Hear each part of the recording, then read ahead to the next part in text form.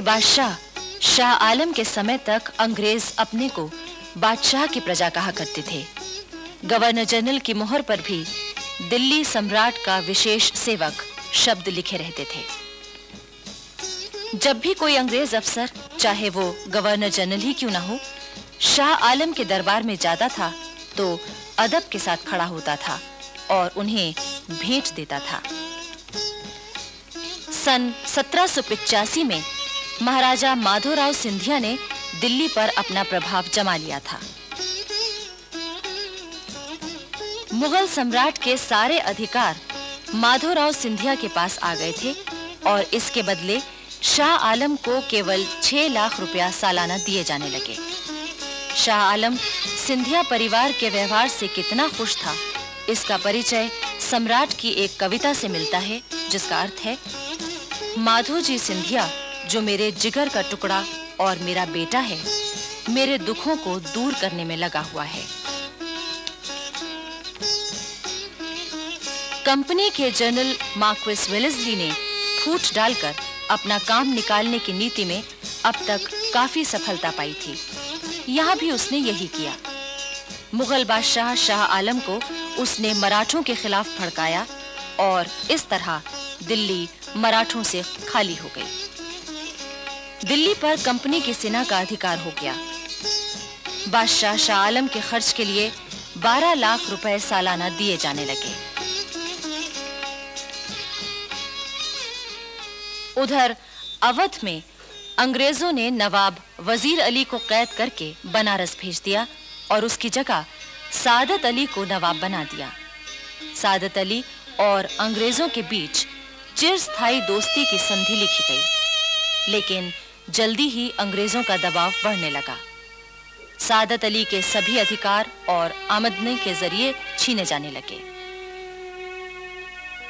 नवाब सादत अली ने कंपनी के resident mister stock के जरिए जनरल वेलेस्ली को एक पत्र भेजा, जिसमें कहा गया था कि कंपनी सरकार अपनी ही शर्तों को तोड़ रही है। लेकिन वेलेस्ली ने कहा, नवाब का ये खत इतने गुस्ताखी भरे शब्दों में लिखा हुआ है कि मैं इसे लेने से इनकार करता हूँ। ये खत नवाब को वापस कर दिया जाए और अगर नवाब ने फिर भी इसी तरह अंग्रेज सरकार की इंसाफ पसंदी और ईमानदारी पर शक जाहिर किया तो उसे सजा दी जाएगी। अंग्रेज चाहते थे कि किसी तरह मराठों को कमजोर कर दिया जाए। महाराजा दौलत राव सिंधिया और जसवंत राव होलकर 2 ऐसे वीर थे जो उनकी आंख का कांटा बने हुए थे। अंग्रेजों ने जब इन दोनों के खिलाफ चालें चली तो ये दोनों एक हो गए। इस पर अंग्रेज घबरा गए। उन्होंने पहले दौलत राव सिंधिया से संधि की और ताप्ती और चंबल के बीच में सिंधिया ने जो इलाका जीता था वो उनका ही मान लिया गया। चंबल नदी महाराज सिंधिया के राज्य की सीमा मान ली गई। इसी तरह जसवंत राव होलकर से भी संधि कर ली गई। ताप्ती और गोदावरी के दक्षिण का सारा इलाका होलकर को वापस दे दिया गया। दक्षिण भारत में एक वीर जाति थी, पिंडारी। अंग्रेज इतिहास लेखकों ने वीर पिंडारियों के चरित्र पर अनेक झूठे इल्जाम लगाए और उन्हें डाकू और लुटेरा कहकर बदनाम किया है। लेकिन सच्चाई ये है कि पिंडारी दक्षिण भारत की एक पठान जाति थी। पिंडारी दक्षिण भारत के राजाओं की सेवा में सवार हुआ करते थे। इनके पास अपने घोड़े होते थे।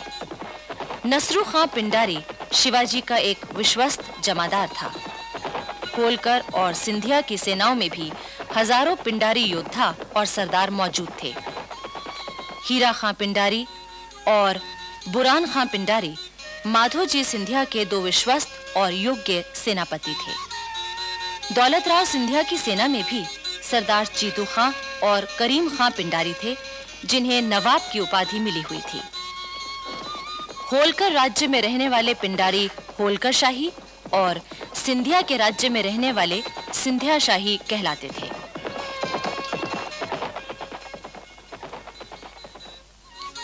लॉर्ड हेस्टिंग्स ने मराठों की ताकत को कम करने के लिए पिंडारियों को नष्ट करने का निर्णय लिया। अंग्रेजों ने उन्हें लुटेरा और डाकू कहा, उनमें फूट फैला दी और इस तरह आपसी झगड़ों में उलझाकर उन्हें खत्म कर दिया गया।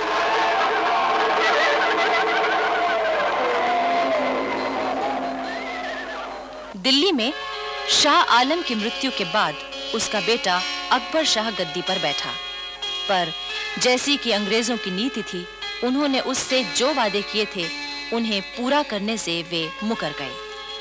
अकबर शाह ने अपनी शिकायतों को इंग्लैंड के दरबार में पहुंचाने के लिए राजा राम मोहन रॉय को भेजा, पर वहां उनकी कोई सुनवाई नहीं हुई। अंग्रेजों का प्रभाव बराबर बढ़ रहा था। कंपनी ने मार्क्वेस ऑफ हेस्टिंग्स को कंपनी का गवर्नर जनरल नियुक्त किया। उसने अपना पद संभालने के बाद एक नया काम शुरू किया, भारत के उद्योग धंधों को नष्ट करना और भारत के धन से इंग्लिस्तान के उद्योग धंधों को बढ़ाना। ब्रिटिश पार्लियामेंट ने एक एक्ट पास किया जिसमें कहा गया था कि इंग्लिस्तान का बना हुआ माल भारतवासियों के सिर मढ़ा जाए और भारत के प्राचीन उद्योग धंधों का नाश किया जाए। भारत की भयंकर दरिद्रता और गरीबी की कहानी यहीं से शुरू होती है। सूरत में बनने वाले कपड़े और जुलाहों के साथ क्या होता था, उसका हाल एक अंग्रेज लेखक रिचर्ड्स ने लिखा है। अब तुम ये कपड़ा सिर्फ हमको बेचेगा, कंपनी का रेजिडेंट व्यापारी ही इसको खरीदेगा, हम इसकी जो कीमत देगा वही तुम्हें लेना पड़ेगा। नहीं, हम तुमको नहीं बेचेंगे, इस कपड़े के हमको बहुत दाम मिलते हैं, तुम 10 रुपए का माल 1 रुपए में खरीदते हो। क्या बोला? कंपनी के खिलाफ बोलता? नहीं बेचूंगा कपड़ा, नहीं बेचूंगा कपड़ा, मैं अपना धंधा छोड़ दूंगा, लेकिन कंपनी को कपड़ा नहीं दूंगा।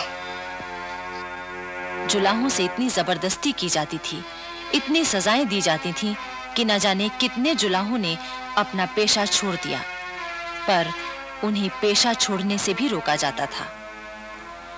बंगाल में भी इसी तरह के जुल्म जुलाहों पर हो रहे थे, मगर वे उतना काम नहीं कर पाते थे जितना कंपनी के गुमाश्ते जबरदस्ती उन पर मर देते थे। इसीलिए उनका माल असबाब लेकर भी उसी जगह नीलाम कर दिया जाता था।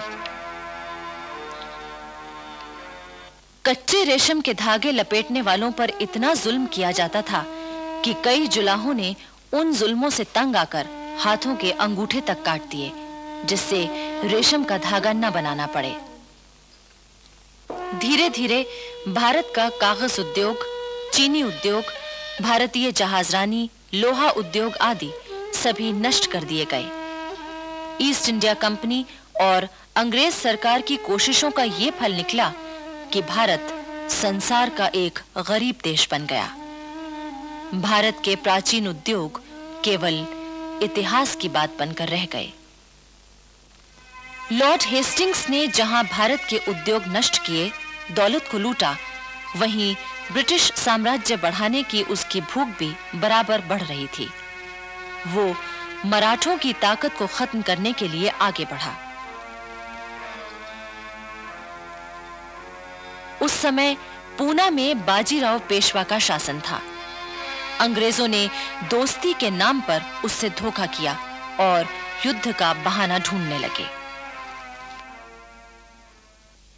30 अक्टूबर 1817 को अंग्रेजों की सेना ने पूना के पास डेरा डाल दिया। मराठों ने समझ लिया था कि अंग्रेज अब तक दोस्ती की जो बातें कर रहे थे वे सब झूठ थीं। वे तो युद्ध ही करना चाहते हैं। बापू गोखले पेशवा की सेना के प्रधान सेनापति थे। वे एक अत्यंत देशभक्त, युद्ध कुशल और वीर सेनापति थे।